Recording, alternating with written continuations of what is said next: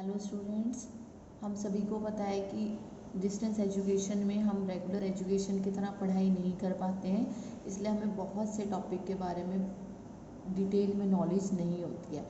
इस बात को ध्यान में रखते हुए और क्योंकि मैं जानती हूँ कि जो भी बच्चे डिस्टेंस एजुकेशन करते हैं उनके कोई ना कोई प्रॉब्लम रही होती है, या तो जॉब से रिलेटेड होती है, या फिर कोई फैमिली इशू होता है, या फिर किसी की शादी हो जाती है, या फिर कुछ किसी और काम में वो इंडल्ज होता है। तो इन बातों को ध्यान में रखते हुए मैंने ना इंटरनेशनल बिजनेस एनवायरनमेंट के कुछ ऐसे क्वेश्चंस प्रिपेयर किए हैं जो लास्ट टाइम तक आते रहे हैं, जो रिपीट होते रहे हैं। देखिए बेटा, मैं ये नहीं कह रही हूँ कि आप सिर्फ यही क्वेश्चन पढ़ेंगे और पास हो जाएंगे, बट मैं कह रही हूँ कि जब आप प्रिपरेशन करें एग्ज़ाम की तो इन क्वेश्चंस को बिल्कुल भी स्किप ना करें, क्योंकि 2010 से लेके मैंने 2018 तक के सभी पेपर्स को एनालाइज किया और वो क्वेश्चंस ढूंढे हैं जो बार बार रिपीट हुए हैं। जैसे कि फर्स्ट क्वेश्चन है, what is BOP, how does this equilibrium occurs in balance of payment, describe the methods of correcting the disequilibrium. तो इस क्वेश्चन में सबसे पहले पूछा गया है कि BOP बैलेंस ऑफ पेमेंट क्या होता है, फिर डिसइक्विलिब्रियम बैलेंस ऑफ पेमेंट में कैसे आ जाता है, और इसको सही करने के कौन कौन से स्टेप्स हैं, या फिर हम कहें कि कौन कौन से ऐसे मैथड्स हैं जिससे हम डिसइक्विलिब्रियम हटा सकते हैं। ठीक है बेटा, तो ये जो क्वेश्चन है व्हाट इज़ BOP, ये 2010 से लेकर 2018 में 7 टाइम्स रिपीट हुआ है। 2018 जैसे अगर दिसंबर की बात करें, जून की बात करें, तो टोटल मैंने काउंट किया तो 7 टाइम्स रिपीट हुआ है। तो बहुत इंपॉर्टेंट क्वेश्चन है।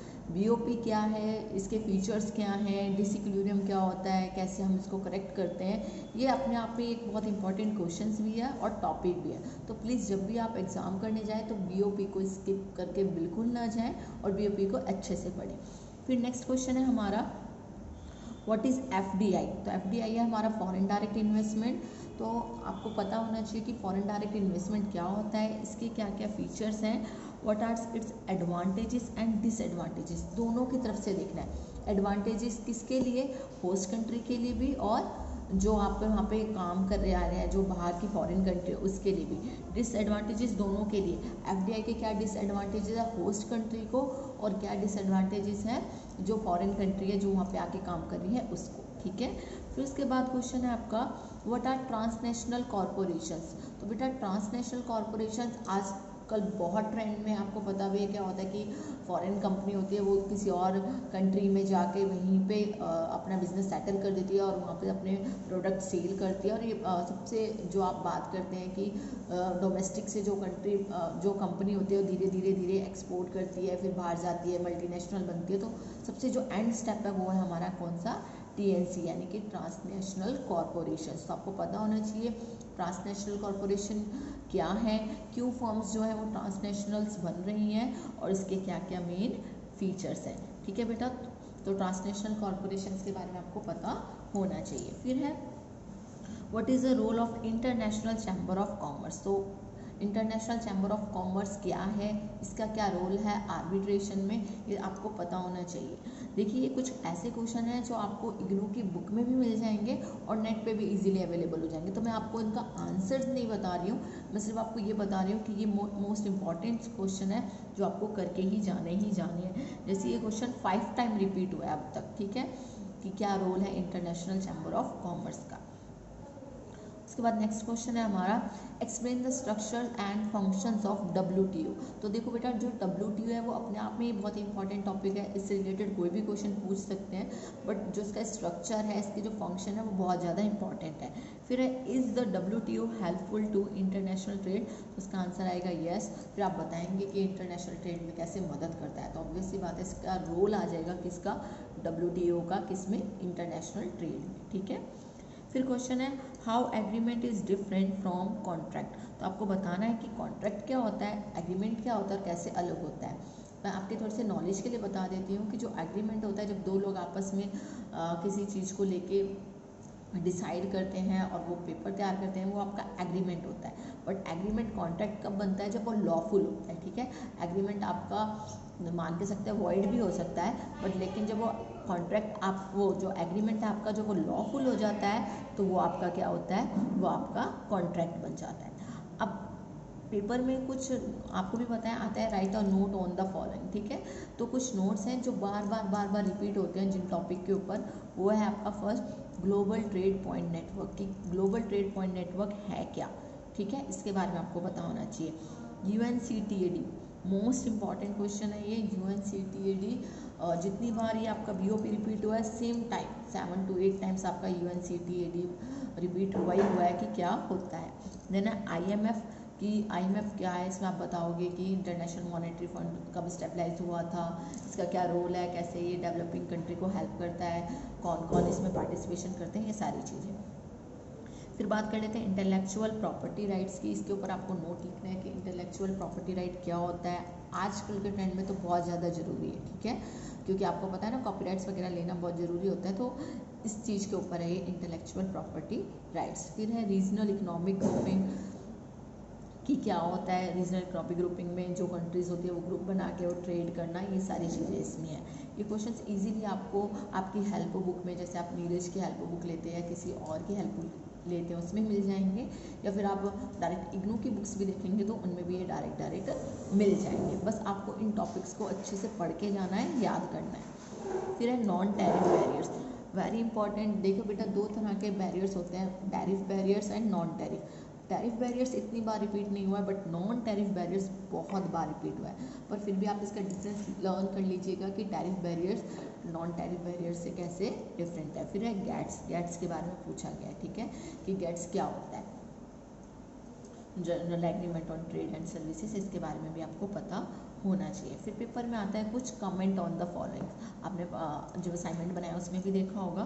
तो कमेंट ऑन द फॉलोइंग का क्या मतलब है कि जो नीचे आपके स्टेटमेंट दिए उसके बारे में बताना है, ट्रू है, फॉल्स है, फिर उसको आगे एक्सप्लेन करना है। जैसे लिखा है, culture can not be easily isolated from such factors as economic and political conditions and institutions. तो ये करेक्ट है बिल्कुल, क्योंकि आप पूरी तरह से कल्चर को आइसोलेट नहीं कर सकते इन फैक्टर से, ठीक है। रीज़न आपको खुद देना है, इसके बारे में बताना है कि आपको क्यों ऐसा है कि जो कल्चर है वो पूरी तरह से इकोनॉमिक और इंस्टीट्यूशन से अलग नहीं हो सकता किसी भी कंट्री का, ठीक है। नेक्स्ट इसमें जो बहुत बार रिपीट हुआ है वो है understanding of new technology is essential for new product development. ये तो बहुत ही जनरल सा क्वेश्चन है, इसमें भी ट्रू आएगा यस कि जो आप कभी भी कोई नया प्रोडक्ट बनाते हैं तो आप ये बात ध्यान रखते हैं कि आजकल कौन सी टेक्नोलॉजी चल रही है, तो आपको पता होना चाहिए न्यू टेक्नोलॉजी के बारे में, तभी आपका जो प्रोडक्ट है वो मार्केट में सक्सेसफुल होगा। और अगर नहीं पता होगा तो मार्केट में आपका प्रोडक्ट नहीं चल पाएगा। जैसे आप जानते हैं कि आजकल 5G टेक्नोलॉजी आ गई है मार्केट में, है ना, तो जो भी अब कंपनी है, mobile phone company, electronic company, वो 5G के अकॉर्डिंग, टेक्नोलॉजी के अकॉर्डिंग अपने मोबाइल फ़ोन्स बनाएंगे। अगर वो नहीं बनाएंगे तो जो उनकी टेक्नोलॉजी है वो आउटडेटेड होगी और उस वजह से उनका जो प्रोडक्ट है वो मार्केट में सर्वाइव नहीं कर पाएगा। इसके बाद है globalisation refers to the absence of borders and barriers to trade between countries. तो ये भी ट्रू है, yes this statement is true. तो ग्लोबलाइजेशन का मतलब यही होता है कि आपके बॉर्डर्स में एब्सेंस हो जाती है, कि आप बॉर्डर से बाहर भी अपने प्रोडक्ट एक्सपोर्ट इंपोर्ट कर सकते हैं, बैरियर्स वो कम कर देती है। ज़रूरी नहीं है कि हर स्टेटमेंट का आंसर ट्रू ही आए, कभी कभी बहुत सारी स्टेटमेंट ऐसी होती है जिसमें आंसर आपको बताना पड़ता है ये no this statement is not true, ठीक है बेटा। तो कोशिश आपको करनी है कि आप स्टेटमेंट अच्छे से पढ़ें और उसके बाद उसको समझें।